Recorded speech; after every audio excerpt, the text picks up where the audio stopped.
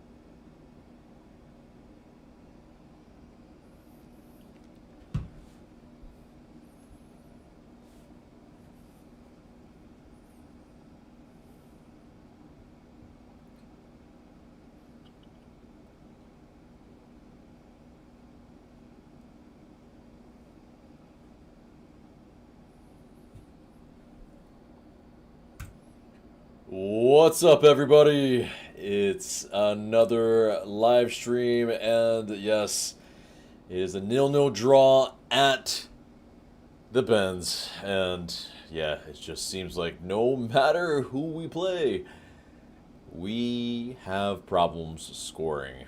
But yes, if you can hear me, throw some ones in the chat so that I can make sure that you do hear me. But yeah, it's ever the more frustrating. But we will have a couple guys on at the same time. It's a party, so we can talk about this match and, probably cut up a little bit because, man, this match wasn't a ton of fun. It was, 4 p.m. on a Sunday. It should probably, by many accounts, in a season not like this, be one that a lot of people go to.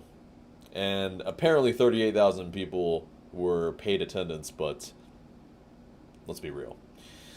But yep, Joe, thank you for the one. Yes, he says hire Ange Postacoglu. Convinced the players aren't the problem. Gulag should just tell you all you really need to know what's happening in Marietta. Yeah, I mean, Ange would be a very interesting hire if we could ever do it. I think he's probably looking for something a little bit of just a better league, probably, to be fair. He likely wants to stay in the Prem, having tasted that a little bit, having a little bit of success in one of the cup competitions, even though it's not really a good trophy to win. But yeah, it's even the chicken tenders at the Benz were terrible today. I mean, I had the chicken tenders today. They were right.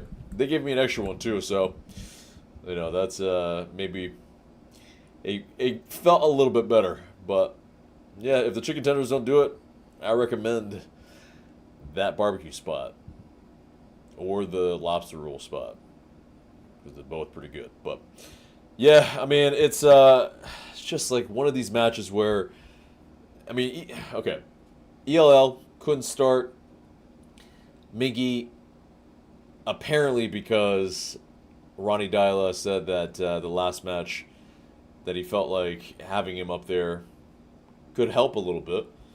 And I mean, he was holding it up a little bit. He was trying to play that striker role. And also because Jamal Tiari is coming back from fitness, I guess he just doesn't trust Keima Togashi to lead the line for an entire 90 minutes. But I feel like, Keima Togashi probably is the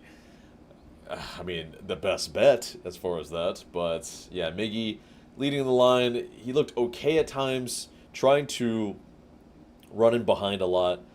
But obviously, yeah, we were losing a lot of 50-50s. I mean, it was whether they were the right call or not. Either way, we weren't winning them, and also we were getting fouled a lot. Miggy got fouled twice in the first, I think, 4 minutes. And it's just a bit brutal, but yeah, it's the chances weren't really aplenty. I think the first half we didn't register a shot on goal, and the second half, I think Miggy had a little kind of dinked shot that he tried to do. And then beyond that, it just really wasn't fantastic as far as an attacking display. But yeah, it's definitely just one of those matches where it leaves you talking to yourself, to your friends, to your fellow supporters that just, man, like, it's just more and more at the Benz. We can't get the job done against a pretty bottom-dwelling side. But let's be real. We are a bottom-dwelling side this season. And whatever it is, there's a lot of things that obviously are the problem. And some people think it's the coach. There's a lot of new players in now. And so, it's not going to be... Ronnie Dalla is not going to probably get fired this season, but he's got to get results. He's got to get some wins. I mean, he's been bolstered a little bit in defense. So, yeah, Mihai, Gregerson have played multiple matches now together. There's a little bit of continuity. I mean, yeah. Now the questions are going to be asked of Dyla. Can he make it cohesive? Can there be some continuity? Can there be some patterns of play that are encouraging, that can allow fans to start to feel, okay, yeah, this is something that I can get behind? And, I mean, obviously not with this match. This match was not it. But, yeah, it's one of those. Kenneth Slavic says, AJ, I am tired, man. Yeah. Yeah, it's not not a great display of competent football. I'll tell you that much. But I mean, I think there's some spurts, some moments of good stuff as far as from individual players, but as a cohesive team, still players just kind of lethargic, staying in the same zones, not moving quick enough, not playing the ball fast enough, too many touches, not playing with confidence. But why could they? Why could they play with confidence? They don't have anything that has been actually going their way. That loss last match probably definitely didn't help any matters. But Joe says fouls 17-9. Didn't realize we were such a physical team. I mean, I think the ref had a mare. It was about as one-sided of a match refereeing as it comes. And this is coming from someone that doesn't really complain about the refs. Like, it was pretty egregious today. Like, every 50-50 went Toronto's way. The clear calls, we got the clear calls, but anything that was, it was just a lot of soft calls. I mean, it's just a little bit of a shoulder to shoulder went Toronto's way. Just very ridiculous. Kenneth Slavic says, we lead the MLS in draws, which shows that we have no finishers. Yeah, I mean, it's pretty much. Like, we have a lot of players that are not clinical, and they don't have that cutting edge. Joe says, if Home Depot ran into the ground by a store manager, Blank wouldn't have kept him around. I mean, I agree with that. And, yeah, I mean, I think it's a bit different, obviously, when you have a football team, but I get it. I definitely get it. Yeah, we'll get our guests in here. Giving them a message here. But Kyle says, everyone wants to dribble instead of one-touch shot. Yeah, I mean, when you're in the box, you don't have two touches, usually. Unless you're unmarked. In which case, yeah, take a touch. Put it on your strong foot. Put your foot through it. Or at least find the bottom corner or top corner, whatever suits you best. But when it comes down to it, when you can't do the job in the box, it's going to make a lot of fans restless, unhappy, fatigued. Like Kenneth. I mean, it's just, yeah. You know, too much of this constantly. But, yeah, we'll try to get both at the same time. But you know what? Let's go ahead and get Drew in here. But I'm going to have to press some buttons right now. Give me a second. Let me figure this out real quick with some one person deal. Boom, boom, boom. All right, here we go. All right. So we've got Drew in here. Ooh, 0-0 draw. Didn't really register a shot on goal until the second half, I think. What were your thoughts? I guess it's the day of 0-0s for me because this is the second one I've had to watch today, and it's just this one was worse to watch, and and significantly so, and that is sad to say. This was a nothing game. I feel bad for everybody that attended that game. There was not much of anything going on. It didn't feel like either team had any real chances. It felt like both sides were kind of just trying to play defense, and that was it.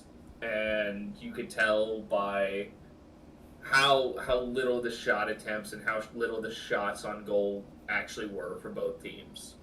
Yeah, it was a real lack of aggressiveness for sure. On kind of a defensive side as well, I would say. I mean, maybe okay, maybe we say we were too aggressive or something, but I don't know. I think it wasn't even that. How would you classify this refereeing job today? Oh, oh, it was terrible. It's just been ridiculous.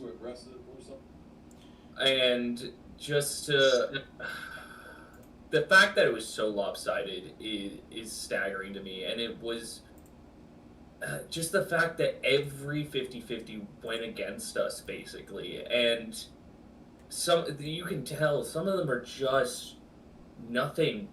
It's nothing in them, and they're still going against us, and it's just sad. It's a terrible refereeing performance at this point. It was just, what could we do? We can't control the ref. We can't do. We gotta just play through it, but it hindered us all game. Yeah, I think it took a little bit of the, it's like us kind of maybe going into those tackles, those duels. But I think one moment that didn't obviously was maybe not obviously, but Steon Gregerson in the box, he did quite a last-ditch tackle on a possible one-on-one. But that was very, very clutch because we absolutely needed that. I was gonna say, Stan's been that type of player all since his time here. He's always been that player that can put in that last ditch tackle. He kind of uses his speed really well in closing down on that 1v1, and he almost always gets that tackle right, and it's kind of impressive. Mm-hmm. Yeah, he's one of the few players that can, as far as on Atlanta United, because previously that probably wasn't the case. Those players that we had that we let go. Woo! I shudder if it was Williams, if it was Abram, this would have been a penalty. This would have been a 1-0 loss. But let's bring in Nick here. Boom, boom, boom. Nick, welcome to the stream. Let us know your thoughts. Long time no see, AJ. Good to see you earlier. No, right? Yeah, exactly. But Drew, were you at this match in person? I don't know if you're local or not. Are you? No, I'm out in Dallas. Oh, okay, got you. Well, congratulations on not wasting your entire day. First of all, shout out to Nick and Jennifer and Angel and several other people who were at the stadium at 9 a.m. this morning for load-in, for supporters group load-in. We were I think I pulled into the Silver Deck at 8:50. And we were there for about an hour and a half, came home, went back to the tailgate, and it's just been an all-day affair. And that's what I got out of it. Like, something inside of me just snapped today. Like, it's just...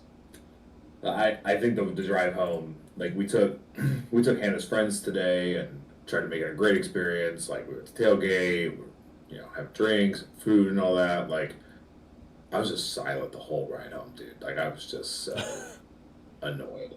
I don't want to. What you were saying about Mihai and Gregerson before I started was all true, and I don't want to, and especially Hibbert too. Like when Hibbert walked up and got the golden spike, I was like, okay, like yes, you got a clean sheet, like congrats, first MLS clean sheet, like you deserve that. But God, everybody else besides those three, I got nothing nice to say to anybody that's not those three guys, and I don't even. It's not even that I don't feel bad anymore. I just don't feel anything. And that's what's annoying. That's the worst thing. That is the worst thing. And this is what I prognosticated as my fear of what would happen. And this was before Gonzalo Pineda was let go. And it was apathy.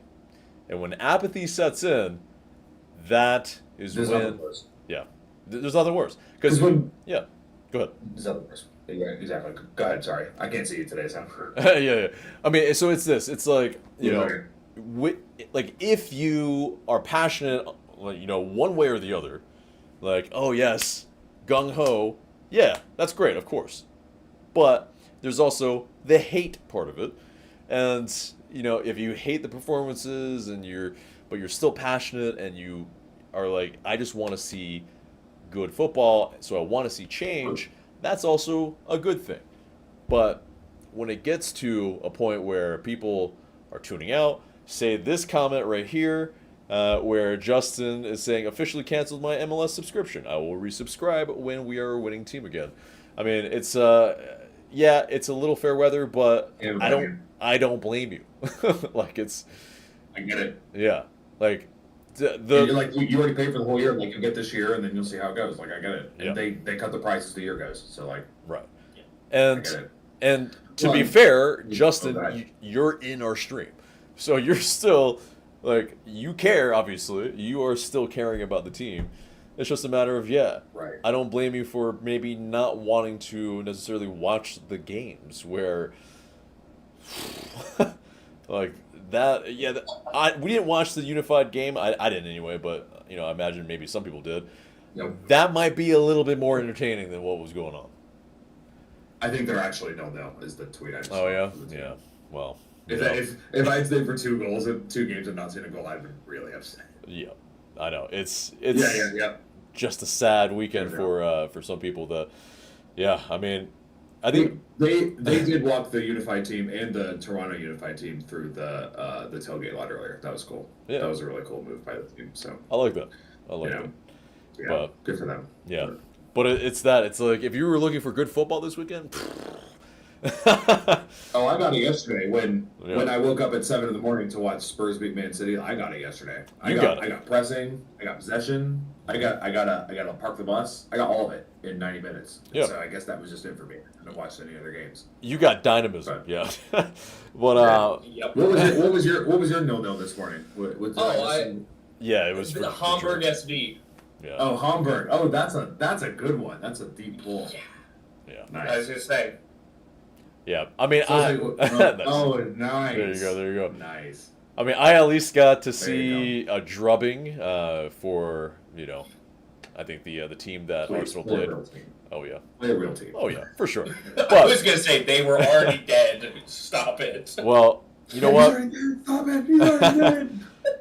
See, that's the flip side of it is that Man U, yeah, I mean, we could have if we were I think maybe mid-season, Yes, I've seen. but it's this, yeah. Yeah, I mean, that's true. yeah, sure, set pieces FC, but you know what? It always works.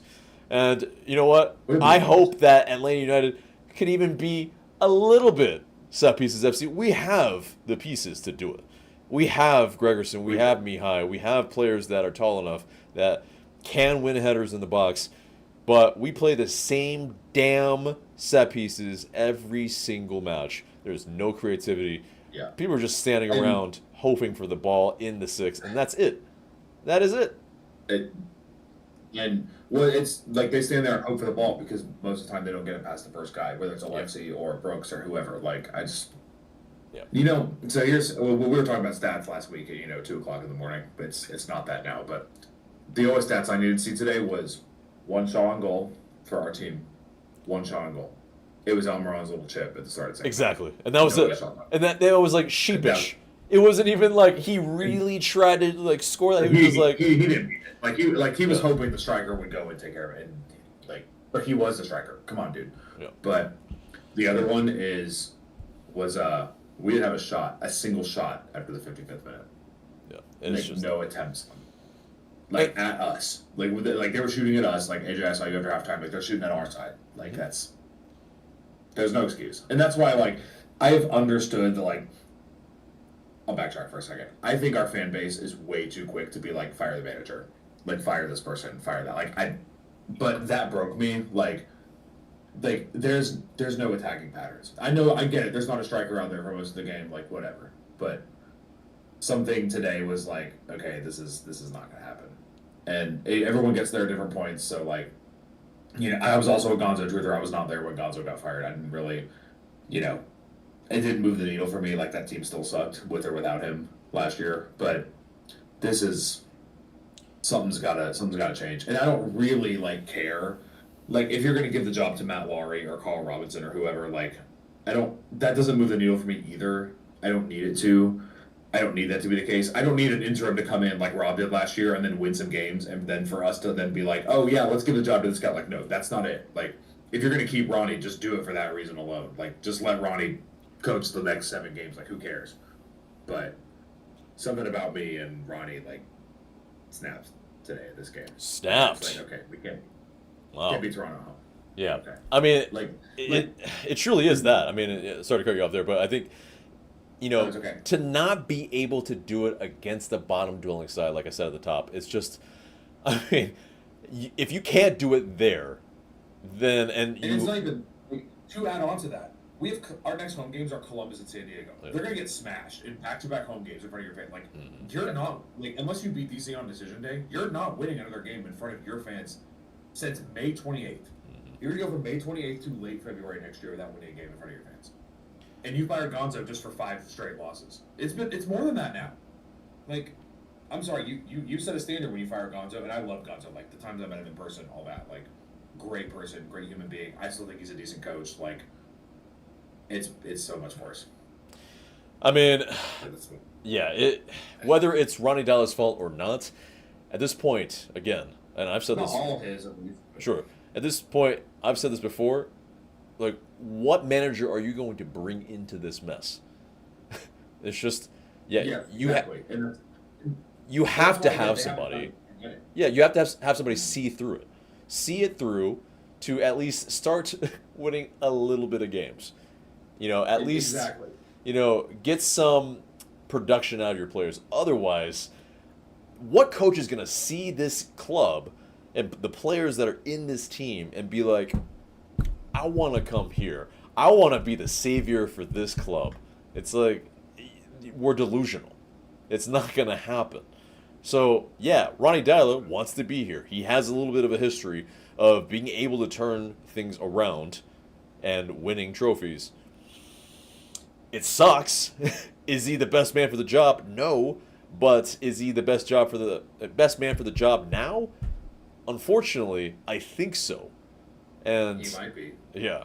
And we have to see until the wheels completely fall off as far as okay, give him a full preseason where these players are all his. The DPs are here. The DPs are here. They weren't here. Exactly. Yep. The DPs aren't going to change. It's that has been said that Joe Patrick reported on that.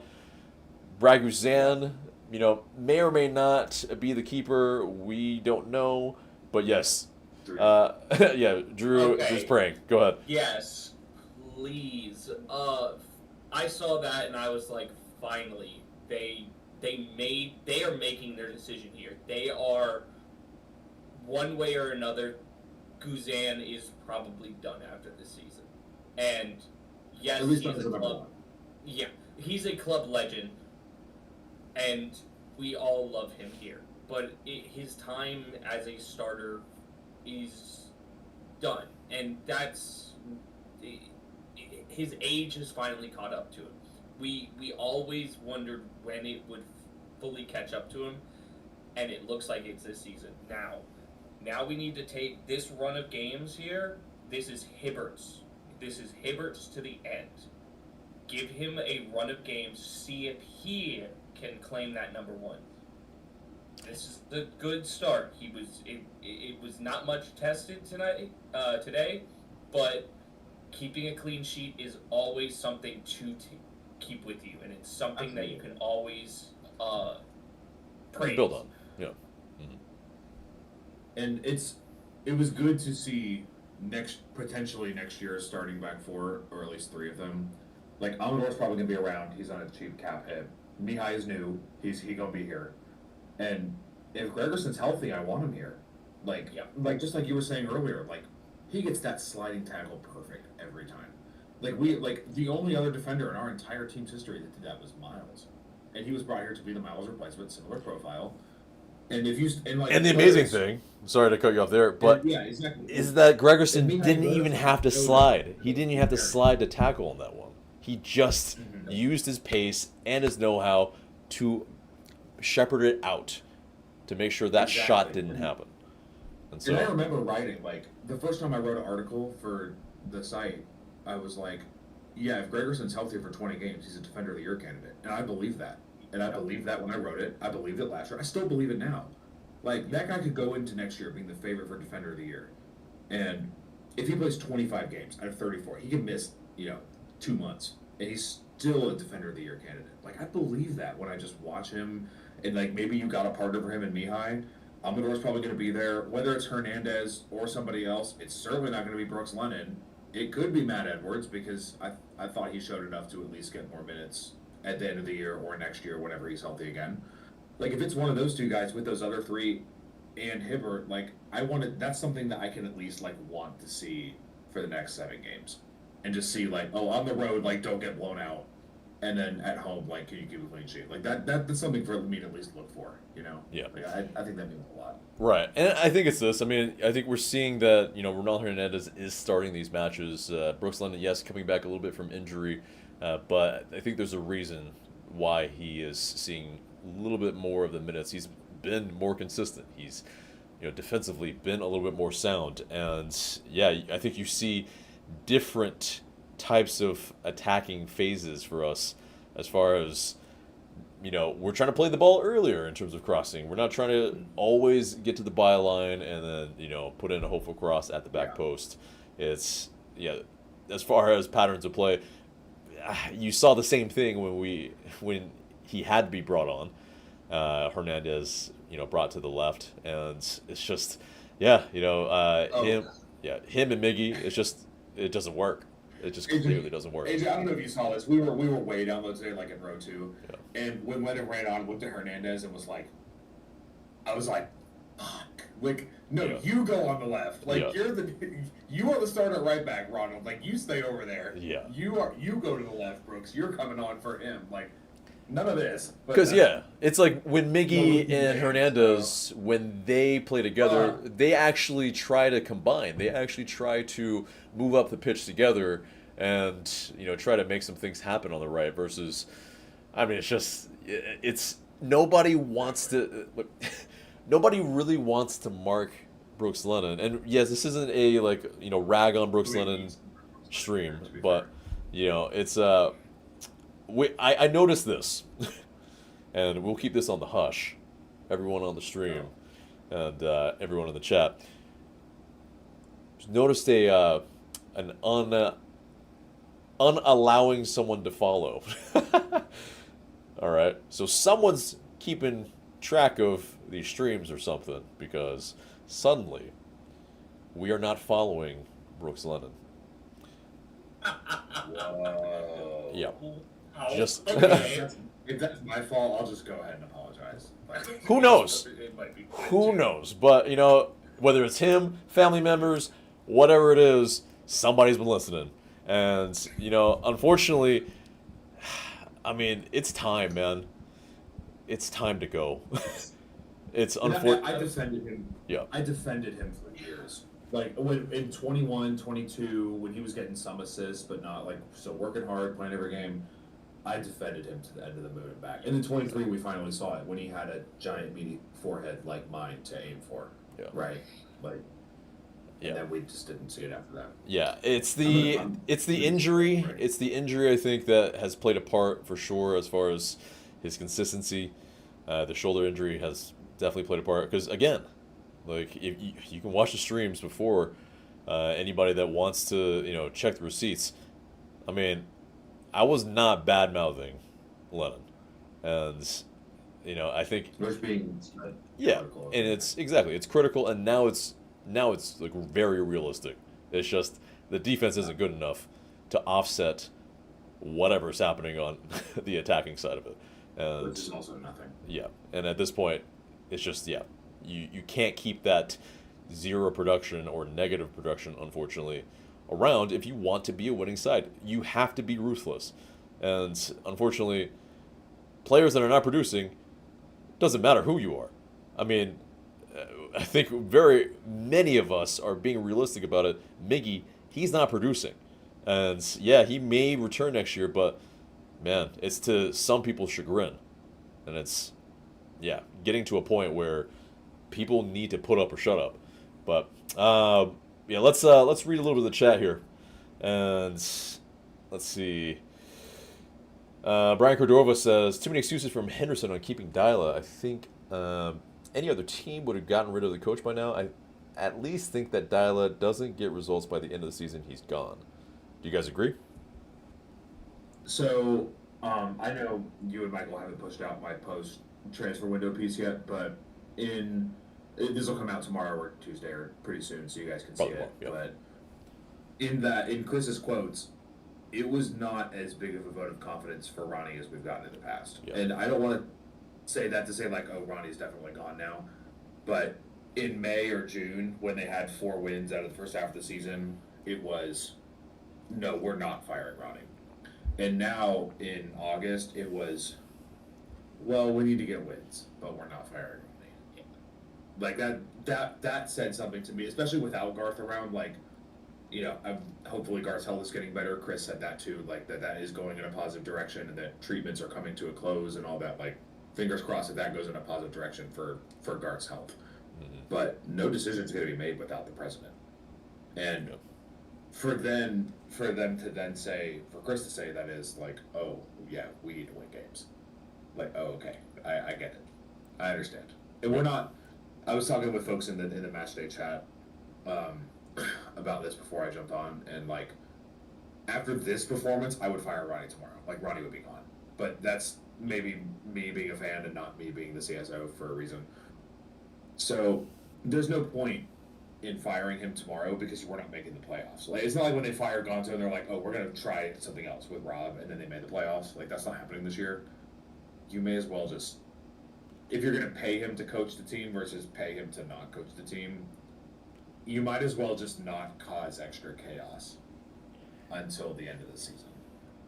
So, I mean, something, like I said, something broke on me today, but at the same time, I understand why it's not going to happen. But that doesn't mean that everyone who's watching this or in the comments or is in Discord like does. So. Yeah, I mean, from an optics standpoint, yeah, Drew, go ahead. I just say, I agree. He's not getting fired right now. He's going to see out the season, and if a decision is going to be made, it's going to be in the off season. I doubt we get a decision in the off season.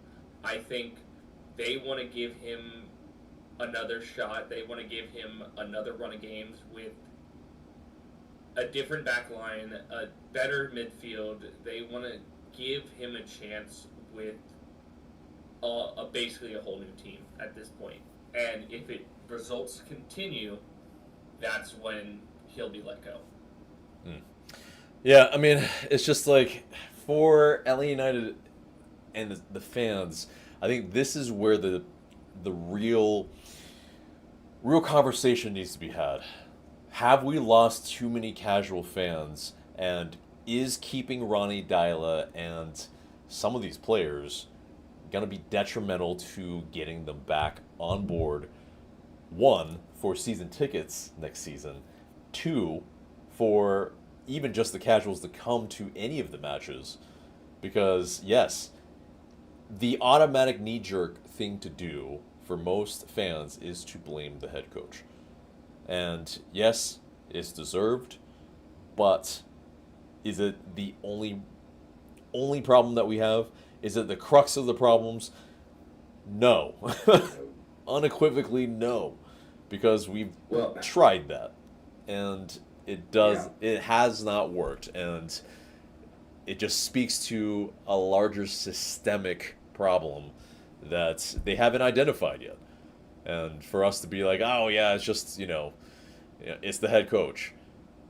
I mean, it's... I was going to say, like, Pep Guardiola can come coach this team next year, and it's not making Alexi and Miggy fit together. Yeah. It's not how it works. Yeah. It's, you have to be able to have the pieces that fit together and allow that team to find a way to gel. And it just is apparent.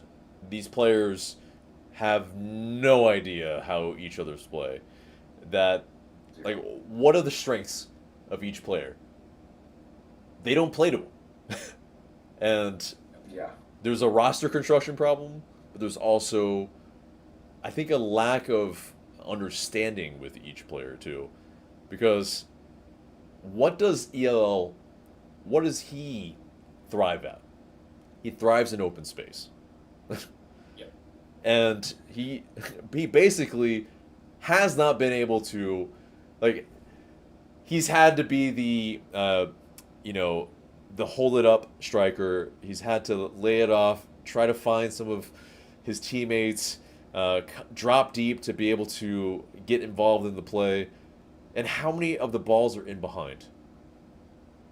I mean, yeah, Very, very few. yeah. And then Miggy also thrives in open space, but yes, can operate in some tight spaces sometimes. And how do we often play to him? Ball to feet. It's just As a touchline winger, which we all know. He didn't even do that at Newcastle, guys. Like, right. And it's just, yeah. Anyways. And then Alexei Miranchuk, not a pacey guy, but can pick a pass.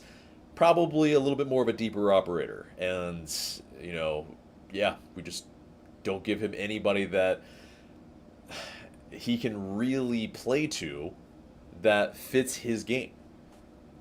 Because, yeah, I mean, is he going to really ping those balls, whip it in? No. I mean, and it's also that, though. I mean, like, if you give him a target forward, like a Yakumakis, is he going to thrive? I mean, maybe a little bit more so, but Yeah. it's just, like, these are very, not very, but these are limited players to a degree as far as DPs, and that's why they're in MLS. And, okay, that's fine. You can find ways to win if you find some cohesion. But there is no cohesion. And then... And I wonder... Yeah, go ahead. Okay, Go ahead. Sorry. Yeah, well, okay. So, Okay. Saba... There we go. Yeah. There's a delay. But Saba, being the other guy, being the fourth most, probably highest paid, fourth maybe most important as far as, in the attack, in the team possibly, in a sense. I mean, where does he thrive? I mean, he's basically gotten maybe once every month he gets to play in his favorite position. And beyond that... Right. And then he gets yanked in the 60th minute every game. Yeah. Yeah. And he clearly can last all 90 minutes, but it's just a matter of, we're not playing to his strengths. Like, no one's making a front post run where he puts the ball in regularity. And, no one dares to make that run. But if they did... I know we've all been loving the Miranchuk Golazos, that couple in Leagues Cup and a couple in the one in Colorado last week. Like, I get it. He's still got less assists than Saba and Elmira. Yeah. Like, he's still not connecting with the front three. Yeah. If your front three is the three wingers and he's behind them, like, Right. he's still, there's no cohesion, no connection. He's our number 10. He plays in the hole. Him. Like, Yeah. it's not Miggy, and that's why, like, everyone's been like, oh, Miggy's been the worst DP this year. Like, yeah, he's the one who hasn't gotten to play his position all year. Mm-hmm. Like, I understand that they played him at winger in Newcastle, but they were cut-in wingers, and they were combined with, they weren't touchline, but they were, oh, we're going to have a back seven, and you wingers, and you striker, Isaac, and Almiron, and Gordon, or whoever else. Like, you're going to go figure it out together. And that's not what this is. Like, you are on the touchline. You are not coming inside very much. You are coming to the top of the box. Like, you're not shooting very much. Like, that's not what Miggy's game is. Yeah. Not at this point. Before I give up on Miggy, I have to see a run of games with him as a 10 in a 4-2-3-1 with two wingers and Latte Lath in front of him before I give up on him. We've seen it with Miranchuk for a year. It just hasn't. It's not what it needs to be. Yeah. And I need to see it with Miggy before I give up on him. That's kind of where I'm at with it. Right. But the issue is that very likely Right. the DPs are going to be kept. And so they need to figure out how to play together, and these are the games that they need to do that. But the unfortunate part of it now is that now you're playing against sides that you probably aren't going to have the ball very much. And now what are you going to do? So you're going to probably have to play on the counter. Or try to press up high, win the ball high in and around the box, but we can't press. So as far as that goes, like, yeah, we're just in trouble. Like, we just, every match feels like deja vu, except for this one in the sense that we didn't score, we didn't let them score. Is this progress? It's another Yeah. draw. Yeah. We do lead the league in draws. Someone said Yeah. that earlier. Shout out to that person, whoever that was. Sorry, Right. I don't have your name written down. Right. But yeah, let's read the chat just a little bit. Joe Laszlo says, "Don't underestimate the gulag comment. Something is rotten in Marietta." Yeah, obviously, Sean De Silva left a little bit of a comment there. He backtracked on it, obviously. But yes, Derek Williams moving to Reading, and he said finally out of gulag. And how did that taste for you guys? I'll go with Drew first. That's the first time of me hearing this. Wow. Okay. It doesn't shock me at all. Jean Day was kind of spare goods once after that playoff run, or that playoff series versus Columbus. He was not the same player we saw, and he was basically tossed to the wayside and was spare goods until we could finally get rid of him. And yeah, I can understand the hurt feelings from him there, and yeah, I feel bad for Williams too, because he did have a good season last year, and Yeah. I don't know what happened from last year to this year that it was such a regression from him. But we did not need, they were spare parts that we did not need. And yeah, it feels a little weird how we let them go.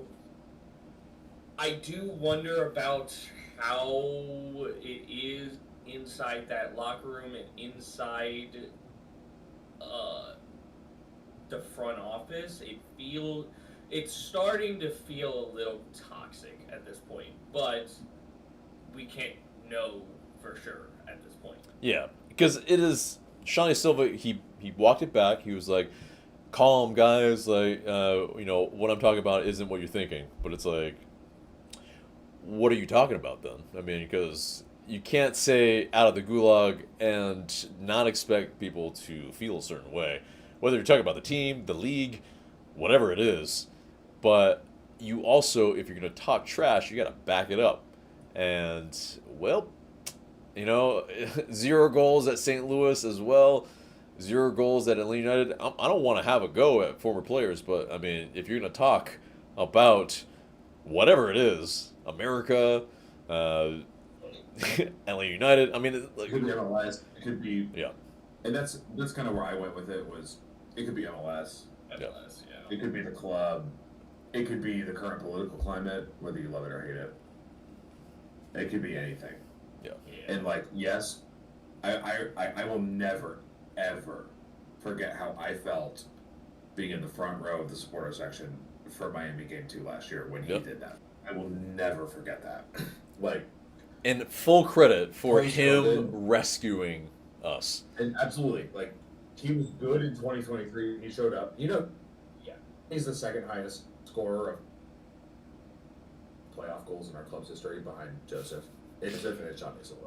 Yeah. Like, Sean De Silva scored 2 against Columbus in 23, and then he scored against Miami in 24. Yeah, So a it's big moments And player. Franco for Escobar, sure. he's tied with Franco Escobar. Exactly. Franco Escobar had 3 too. Yeah, exactly. Yeah.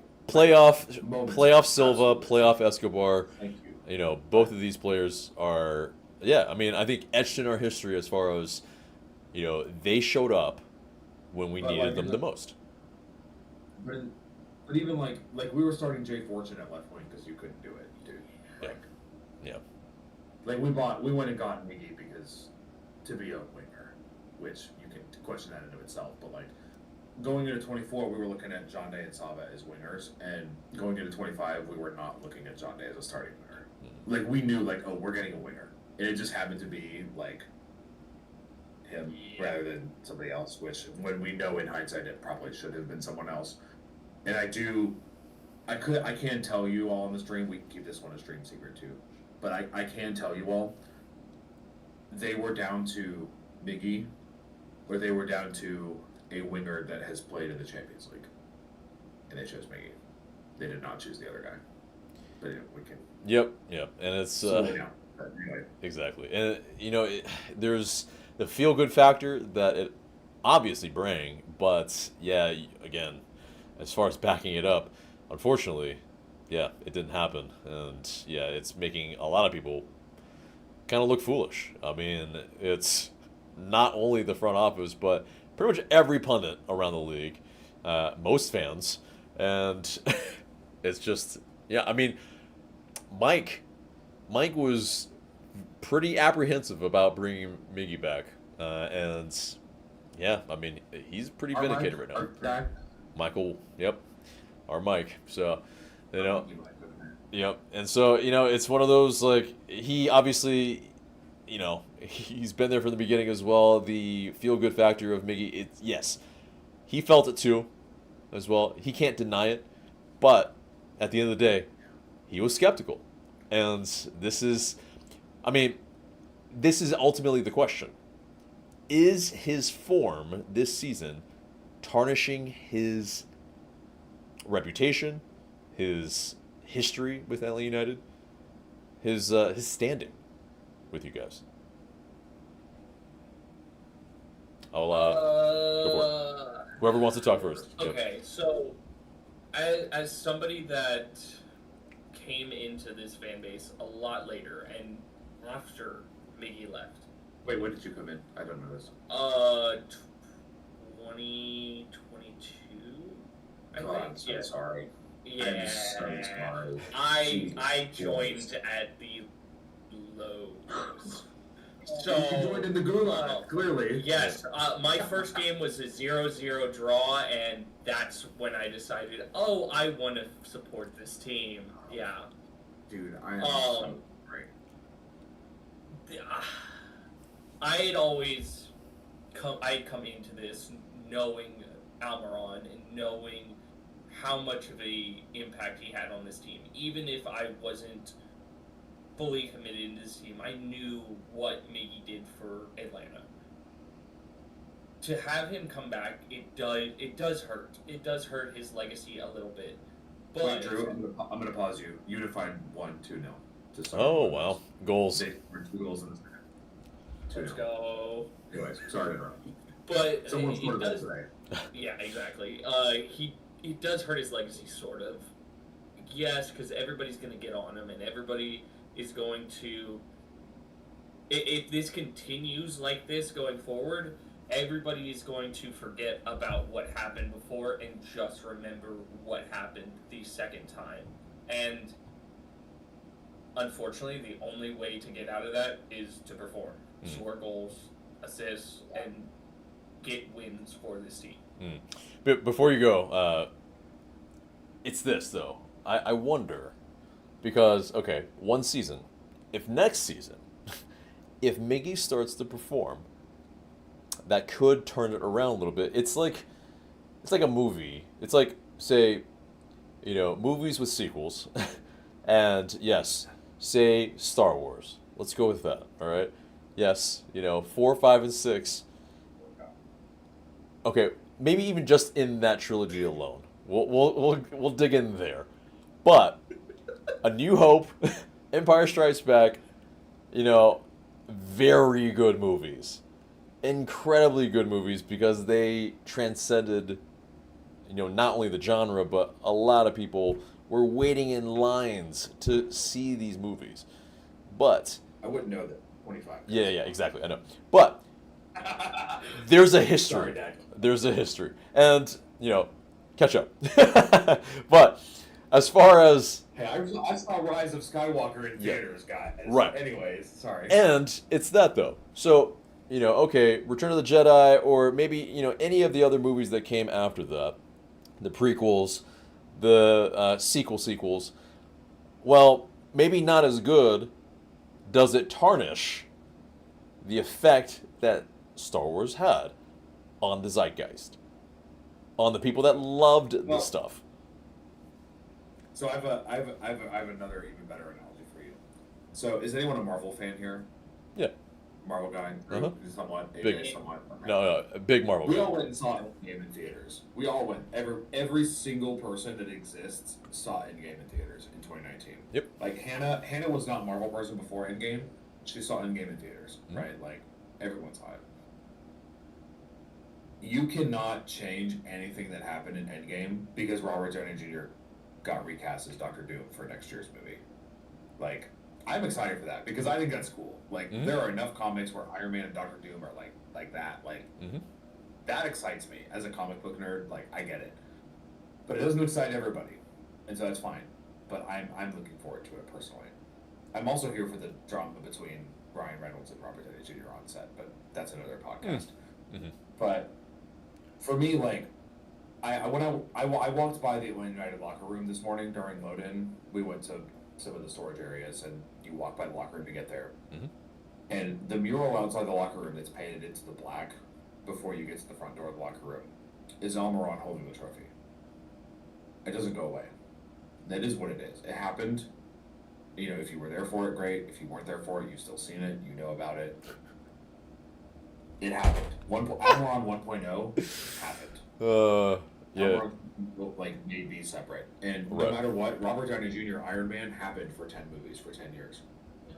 If Robert Downey Jr. Doctor Doom flops, nobody's going to look back at Iron Man 3 or Avengers Age of Ultron and be like, oh yeah, he sucked in that movie because that flopped 10 years later.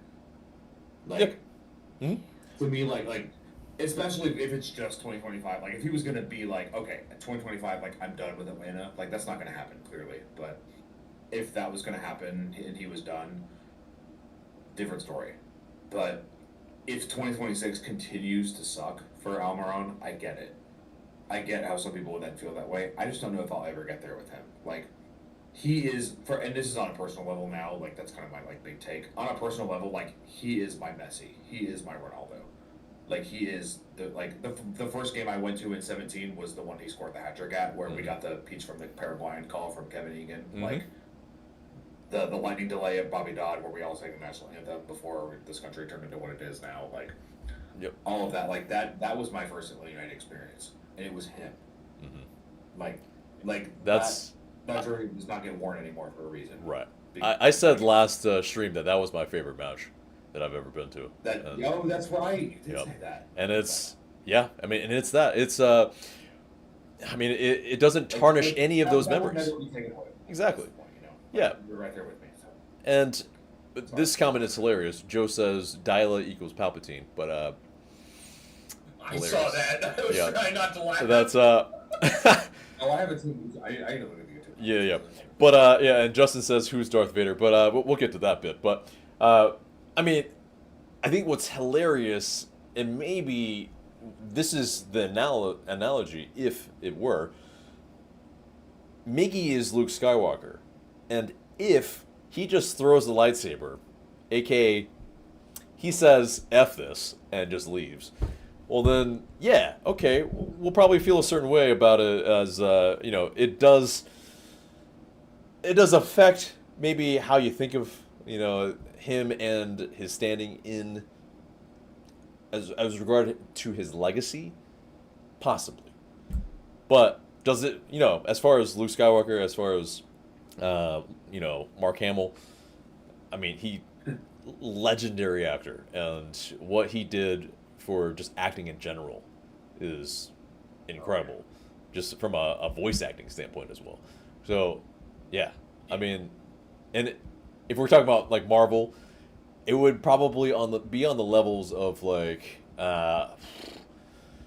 this might be real deep cut here, but like Terrence Howard as War Machine in the first Iron Man, like being that pissed off because, well, he didn't get paid enough, and basically being fired by Marvel. it would have to be on that type of level for Miggy to tarnish you his told me legacy. you were like kind of a purple there. That is crazy. That's a deep pull. Oh yeah. Good for you, man. Oh yeah.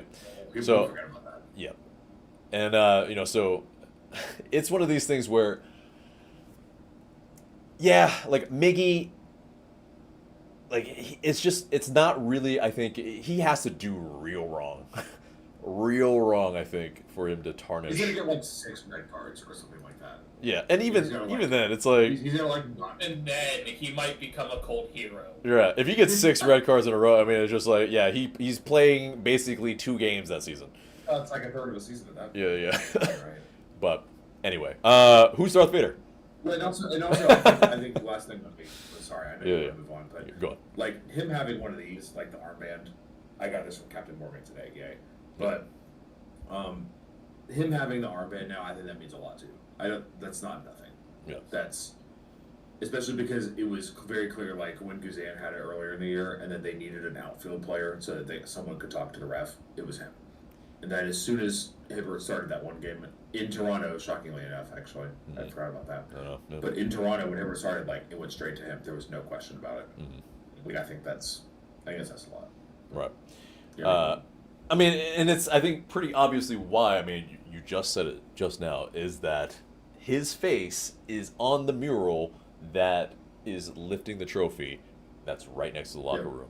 I mean, Dyla ain't gonna miss that. Like it's gonna be like they all walk by it, and he's there, and Brad's there. Exactly. And we've had 3 permanent captains in our team's history. Yeah. It's Parkhurst, it's Guzan, and now it's Almiron. And like you're not gonna. You can't take that away. Yeah, and it's likely going to be him next year, and so but he's got to perform, and I think that's the crux of it. Who's Darth Vader? Yeah. I mean, it's got to be someone that has a turn, and I got it. It's Joseph Martinez. Is it? That's not where my mind went actually. I was going Tata. Oh. I was going Jonathan Spector. That's I don't know. I don't know if his standing in the club is big enough for him to be the villain. Well, so Jonathan Spector is the head scout, and he showed up in September of 2019. Yeah, I mean, I get it. As far as as far as like casual fan standpoint. Casual fan standpoint, has no idea who Jonathan Spector is. But as far as I have a weird shout. Is it Carlos Bocanegra? Ooh. Oh, yeah. But this is the thing. He redeemed himself. No. Republic, like Yes. Yeah, okay. No, but hold on. I like it. See, this is why we're always coming on stream together. Yeah. This is the crux of it, though. Carlos Bocanegra has not redeemed himself. Yeah. The redeeming fact is that, yes, he was the technical director when we won MLS Cup and our trophies. How much of it was actually him? That's the greatest question of all. But it would have to be reverse. Because, again, Darth Vader, he redeemed himself. And anybody that hasn't seen Star Wars and, whatever, you can just switch off right now. It's fine. We've gone off the rails. But we're getting into spoilers now. But basically, that turn is to redeem himself. It's not because he redeemed himself and then he was like, oh, now he just he took the entire universe down. Like, it's just I don't know. I don't know if it's Carlos Bocanegra, but Jose Martinez. I don't know why I said his name. I mean, it's like it feels like he has been villainized by other people, but larger part, he's still Jose Martinez, and we just need him to turn back. Yeah, and maybe that he comes back. I don't know, but there's a certain point where he makes that turn back, and I don't know. Yeah, I mean, he's always welcomed back with open arms and, cheers, applause, anytime he's in an opposing kit. And I think it's right. I mean, he was our MVP. He scored the winning goal for us in MLS Cup. I mean, it's again, like Miggy, Tata, players that are gonna do no wrong. I mean, and they would have to do a lot wrong in order for them to be booed. It's just like, to be fair, which former players have we booed? Not many. To be fair. God, I'm trying to come up with one, but they would. Yeah. Not very many of them, to be honest. Yeah. And so, it's definitely one of those things. But Miggy is Luke, says Joe. Joseph is Han. Oh, I like that. I like that. Jeff L is Chewbacca. Joseph definitely good. Like that works out. Yeah. He's the anti-hero. Okay, yeah. I get that. Jeff is Yoda. Yeah. Jeff Lorenowitz is Chewbacca. That's hilarious. Who's Vishalva is Lando. Parkhurst is Yoda. Yeah. We're really going off the rails now, but Just what's everyone's favorite Star Wars movie? what's everyone's? It's Empire. Oh, is it? Yeah. If it's not Empire, you're wrong. Okay, so I'm just gonna shut up then. No, what do you got? No, I welcome opinions, but yeah, go ahead. Okay, so hear me out. It's episode 3 because it's the most impactful Star Wars movie. I never saw any of them in theaters until number 9. That was the only one I ever watched in theaters. Well, actually, the first one I watched in theater was Rogue One, and I think that's the actual right answer of what the best movie is. But I understand why some of the people who grew up with the OGs say 5. Like, that makes sense. Yeah. But I think Rogue One is the right answer. I think 3 as a standalone movie, yes, it's really good. If you're talking about like Star Wars content, it's Rogue One and it's Andor season 1 and 2. Oh yeah. Oh my god. Andor. If you have not watched Andor, like go watch Andor. Like stop watching this and go watch Andor. Exactly. Like it is. Talk about actual.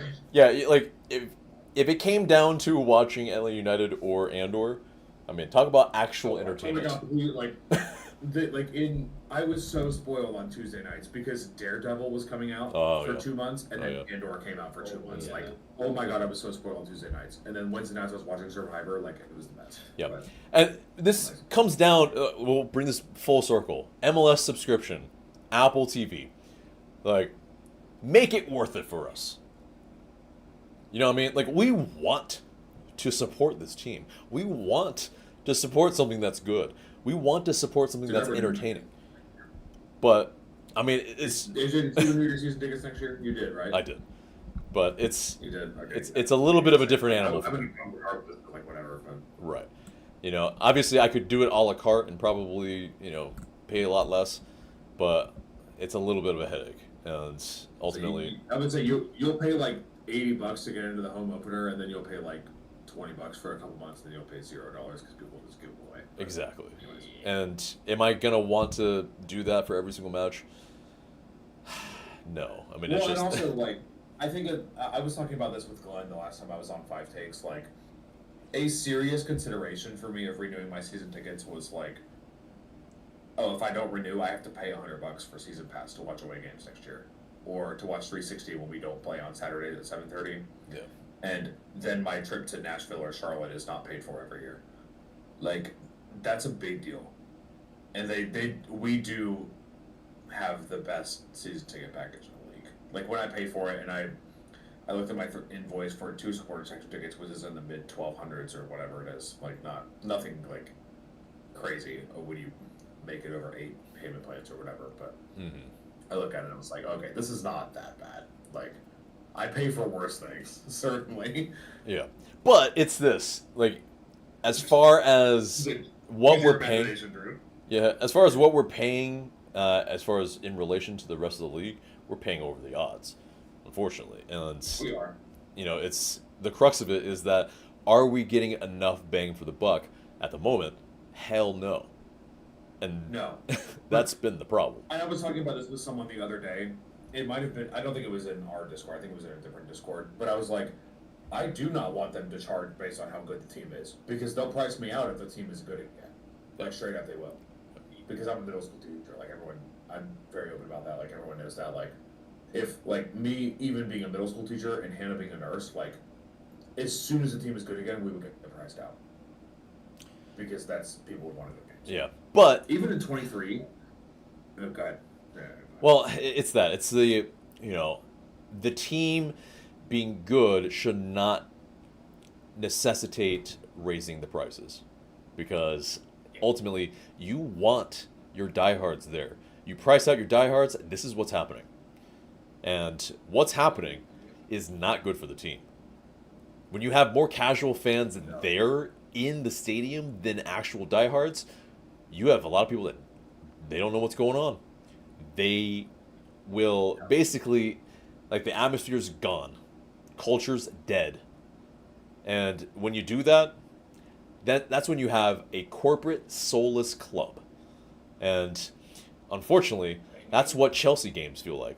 Sorry, I had to really go there, but you went Chelsea, I went Man City. Either way, Yeah. Man City is good, but Yeah, team I owned by a state. Like that. So Yeah. I'll do you. Yeah, and when we can both mutually trash Chelsea. I love it. Yeah, Them and their 87 players. exactly.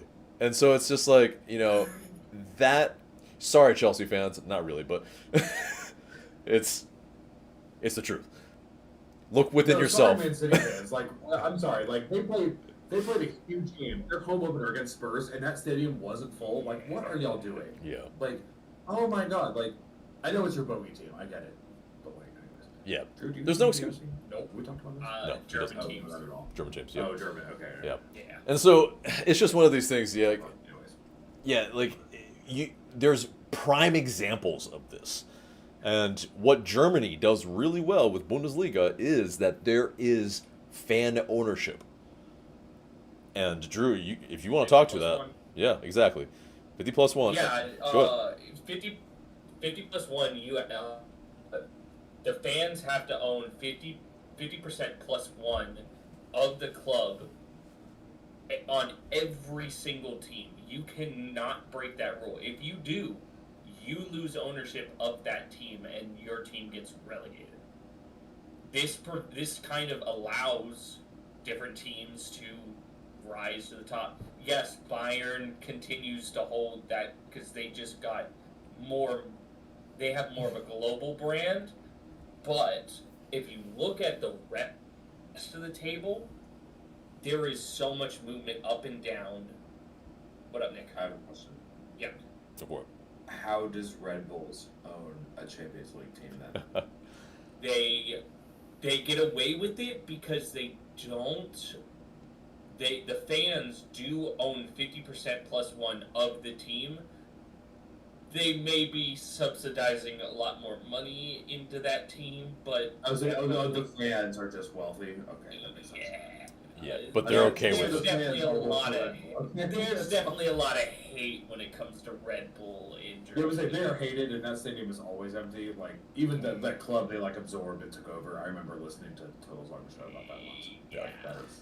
But the Drew, whole we're gonna have thing. to talk about German soccer because I need a team that's not in the UPL. Like Drew, we're gonna get on this together. I mean, the obvious one is. I'll take a number. You take up first. There we go. Yeah, the obvious one is Harry Kane and Bayern Munich, but I was gonna say that's. I said, yeah, you're kind of vanishing into the darkness. Yeah, back there. you've become Bane a little bit for some reason. Just so you know, I don't know if you were born in it, but it definitely feels like. Anyway, yeah. Have we gone off the rails? Yeah, we're starting to do Bane Yes, impressions. we have. Yeah, but either way, okay. Well, We're back to the 2 a.m. yeah, exactly. Let's talk about this game. All right. Well, the defense, it's looking better. And does it give you guys enough hope that we can at least set that foundation so that maybe Columbus, the San Diego matches, the other matches against more top sides aren't going to be just completely lopsided? Yeah, I mean, I think Spurs defense looked really good against Man City. No, I'm kidding. I think yeah, like if you're thinking about bringing Hernandez back, I mean he was one of the guys that got recalibrated by Garth at the end of last year, like into the budget cap. He's not on TAM anymore. Like he's clearly valued in the locker room. He's one of those guys. Like you hear the media talk about how great he is all the time, and if they're saying that for half a decade, so he got here in 21. Like he was one of the Aberdeen guys that came over, and he was the only one that ended up sticking, I think. But if he's been here for half a decade and everyone is still saying that about him, like he can stay. And Mike Gregerson is a starter if he's healthy and here. Mihai is here to stay, and Amador seems like he's here. Like if you can get those 5 or those 4, oh my God, count to 4, Nick, come on. But those 4 plus Hibbert, oh I guess that is 5. Plus those 4 plus Hibbert or whoever the keeper is for next year. Like if you get those guys into a rhythm and not getting blown out at home and not getting embarrassed on the road, then I think that is progress for the end of the year. Like I wrote about this in the column that'll come out Monday or Tuesday that I mentioned. Mm-hmm. I think the theory is like how much of the back 7, like keep the left wing spot and like that's fine, but how of like Alzate and William versus or Lennon versus Hernandez or Amador being healthy, Gregerson, Mihai, the new keeper. If you change all of that, will the DPs then be better? First data point, which is today, says no. But if everything else of that is better, the floor goes up for next year. I think that does mean something. Yeah. I was gonna say, with Hernandez, he's a glue guy, and for what he's making, I don't mind it at all if we keep him around, especially if he's maybe not the starter, but he's the backup and filling in like he normally does. And if he plays 1,000 minutes or 1,500 minutes or whatever like that. Exactly, and that's a perfect role for him because he is a leader and kind of glue guy, and that's a good role for him. And I do think our back line pretty much stays the same except for Lennon. Lennon has to go. Amador, I would like to stay. You got your center backs now, and now there is competition in the midfield actually, and it's not just for this season. We still got to remember that Jay Fortune is still injured, and how does he look in this mix of our midfield going into next season? Because will he be competing against Schleich or Alzate next year? Mm-hmm. Because when he was playing, Jay Fortune was a penciled-in starter every game. And now you actually have to go, is he going to be the guy? And we'll see. Yeah, I mean, competition for place is obviously very good, and I'm happy that Nick finally turned his light on. But the main thing still, though, is what are we trying to do when we are on the pitch? I mean, it's that's the biggest question of all, because I don't have an answer because we want to be of two minds basically. We want to be a fast attacking team, but we also want to be a possession team and kind of build, and that doesn't really work that well, especially with the players we have. We have to kind of pick a lane at this point and stick to it. If we want to be possession, then stick to being a possession team. If we want to be a counter-attacking team, be a counter-attacking team and get the players for that. Yeah. Well, it's this too, though. It's yes, and you can be a team that's very dynamic, and you can be a team that presses high, also plays with a lot of possession. You can also play quickly at times too if you are able to win the ball up high. The problem is these players are not maybe, what's the word? As far as soccer smarts, as far as football smarts, I think it's a little bit above their level, unfortunately. And I think that's probably why we see them just not really picking it up as far as what we're trying to do. And it doesn't excuse the lack of ability from the coaching end to get this to sink in. I think you're seeing from Gabriel Heinze, like, he's on Arsenal right now, and he's a first team head coach, and he is coaching them in a lot of aspects, especially from a high press. And of course, we had him as our head coach, and for better or worse, in what he brought and what issues he also created for us. He knew how to coach these players because I think our press when he was here definitely looked pretty good.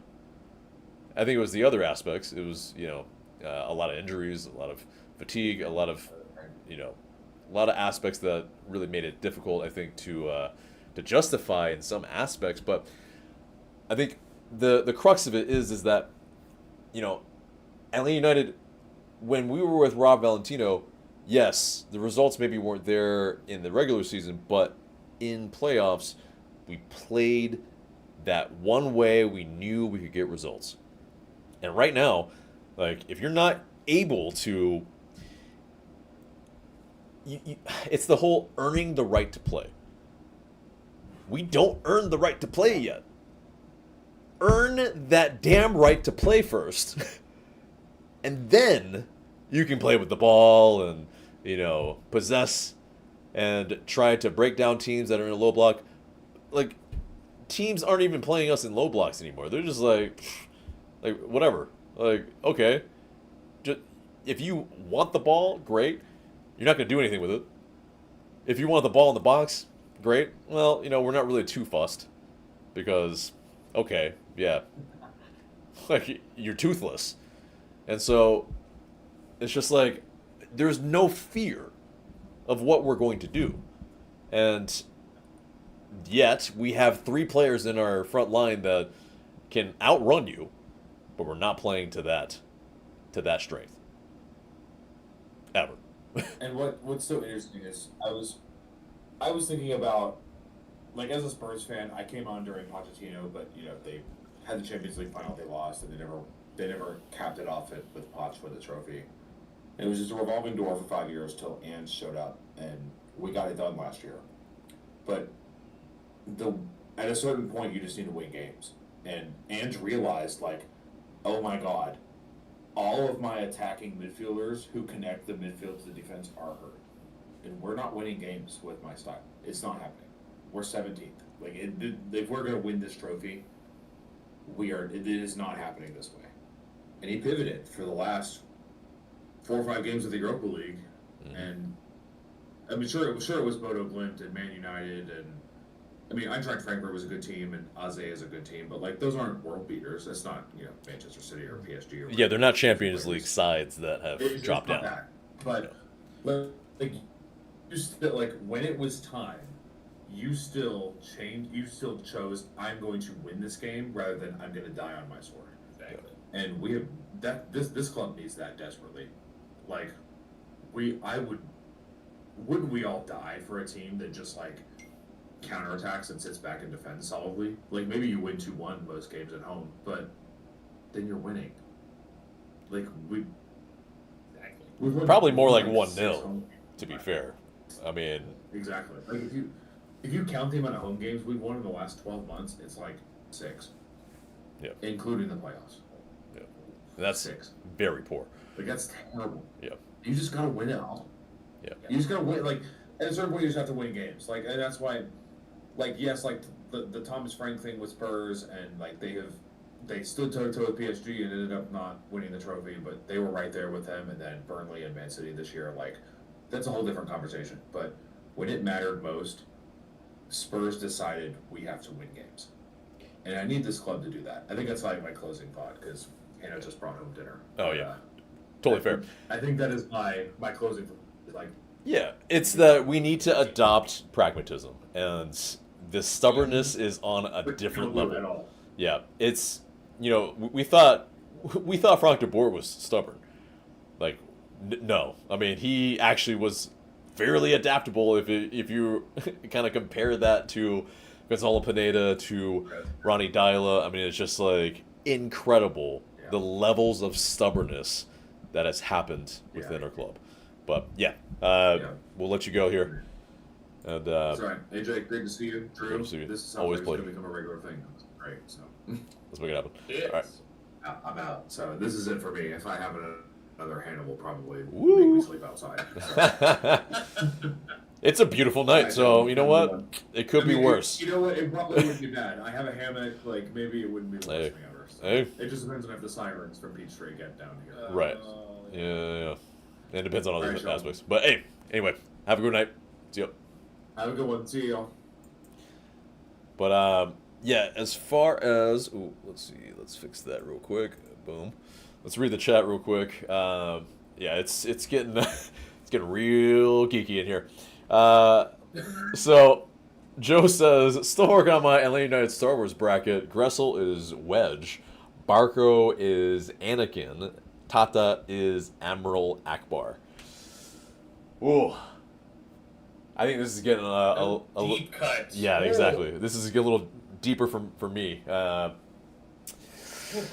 mean, Akbar, I can see it. Like maybe he was like, yeah, I have a bad feeling about this. It's a trap. I'm gonna, I'm dipping out. So I get that. Barco being Anakin, yeah, I guess. He, I think he started on the dark side, and then he, came to the light a little bit because he got better. I don't know who Wedge is. Do you? I have no idea. I don't remember. I'm trying to remember, but I can't. Yeah. It's been a while since I've done Star Wars run through. Yeah. But yeah, I mean, and Justin's agreeing with us that exactly we were beyond stubborn. It's just why Rob Valentino had some success, a modicum of success, is that he realized, okay, we need to kind of pretty much boil it down to the basics. And I think almost to a different degree, we should probably boil it down to even a formation basic, where 4-4-2, just keep it so simple. Basically these players know where they need to be. Yeah, if there's a little bit of fluidity at times, that's okay. But large in part, defending wise, super simple. Just, 2 blocks of 4 and another block of 2, and you just shore up that middle. Be very disciplined, make sure. Go ahead.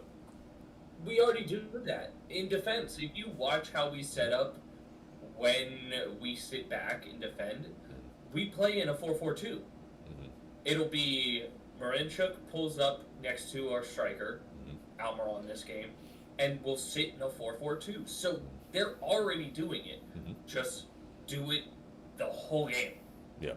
And I think it's to a degree where it's so we don't get caught out on these counters, which, yes, will always happen. That's part of the flow of the game and all that. But I think, some of those chances, maybe not this match, but at least one of those matches, one of those chances from this game, as far as, the Stian Gregerson last-ditch tackle, I think there's some aspects of it where, we are able to play a little bit higher of a line in our last line because we have Stian Gregerson. So, that really condenses that space a lot more. But I think that kind of was the difficulty in what this match was that it was pretty much 2 mid-blocks. And you just had 0 space to play. And, you try to, a ball over the top and whatnot, and, just a lot of hopeful balls because there's not enough all that. Because, again, Maranchuk is not a ball carrier. He's more of a, he will find that pass if he gets enough space. But Miggy is probably our best ball carrier, and he's decent at it. But, is he elite in the league? Debatable. Probably not. And that's why you see this 0-0 game. That, if you don't have space to play and you don't have enough players that can actually play the ball where the players are most successful, you see this type of game. And It was very much a lack of dynamism. yeah, This game, it was just their thing that there was no difference makers out there. Yeah. Nobody that could take the game into their own hands. Yeah. Luke Brook can be that game player, but he is not that yet. Yeah. I think. Yeah, because I think you see a player that is trying to make a lot of things happen. It's almost coming off, but he doesn't have any runners with him, as well. Unfortunately, there were a lot of moments where he's trying to beat two men, around that penalty box, and there's just nobody next to him to be able to play it off of him. I think this.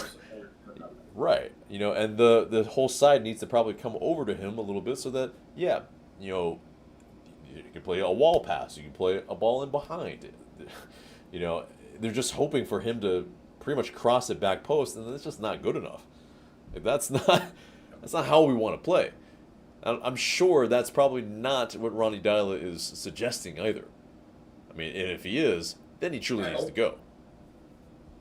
I'd say is yes, gone already. Be gone. We don't need you because we saw what that style was already, and it didn't work. Why are we going back to it with a different coach? Yeah. So it's I think this match had exactly what the crux of the problems are. Two sides that also, they realized they can't. It's a 6-pointer to a degree. Just a 6-pointer of suckitude, and it's I know it's a deep sigh, but it's unfortunately the truth. But I think it's a good spot to probably wrap it up here. Final thoughts.